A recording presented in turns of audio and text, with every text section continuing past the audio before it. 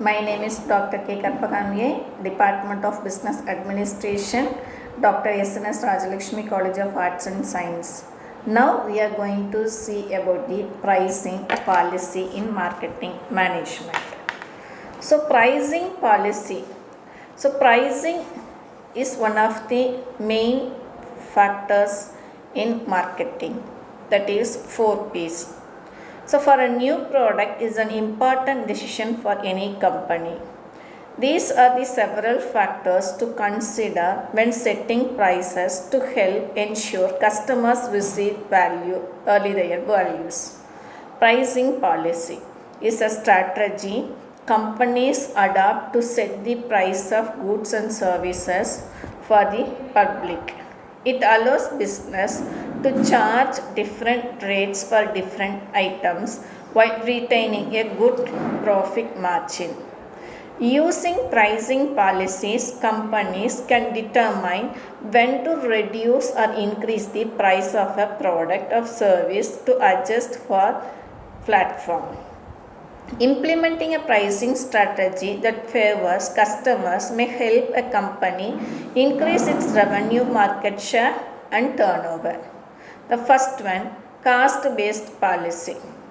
Cost-based policy, also known as markup pricing, is a way of determining the price of an item based on the cost of production. Company can use this strategy to calculate the sales price of a commodity by adding a fraction of overall cost to the original price. They may also decide to add a sum if that's what they prefer.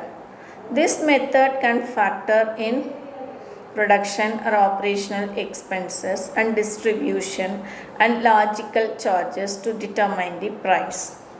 Companies using this model consider only their needs and expenses, not market conditions or competitions.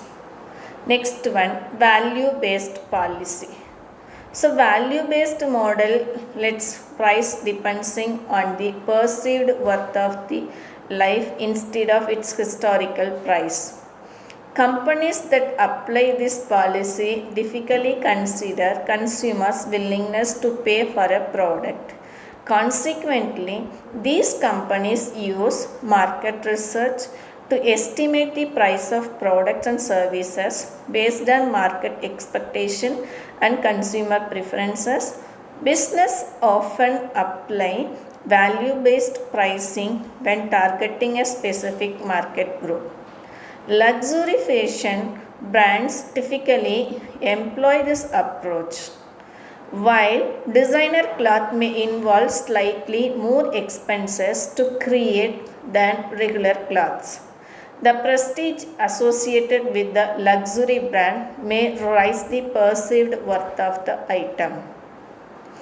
Numerous businesses may benefit from this impression, substantially expanding profit ratios while decreasing sales volume.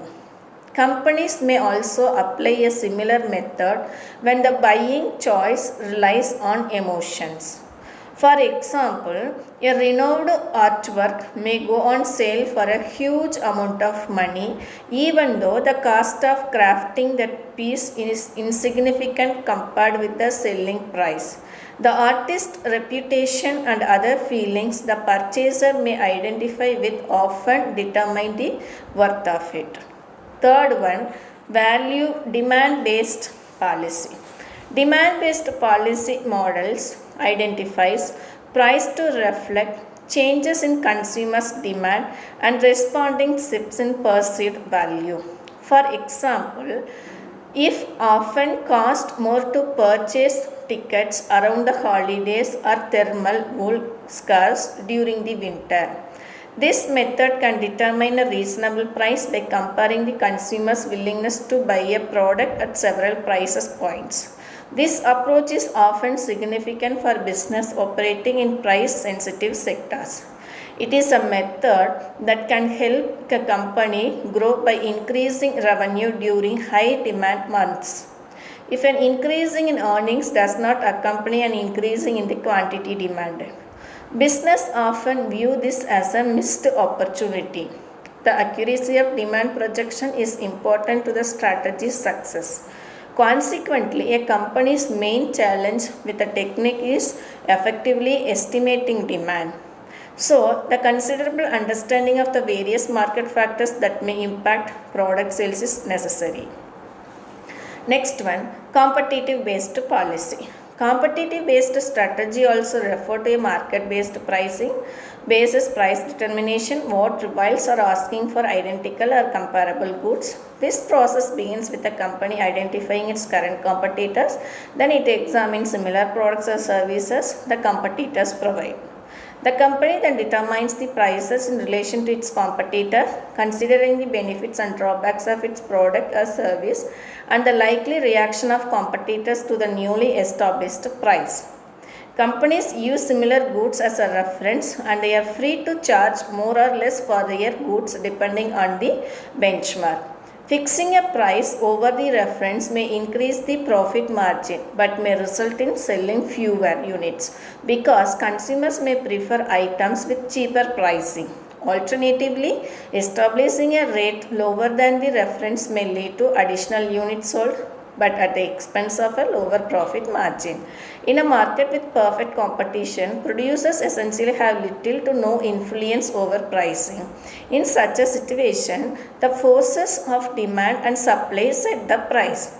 This price approach emphasizes market data about manufacturing costs and the perceived worth of the commodity. Thank you.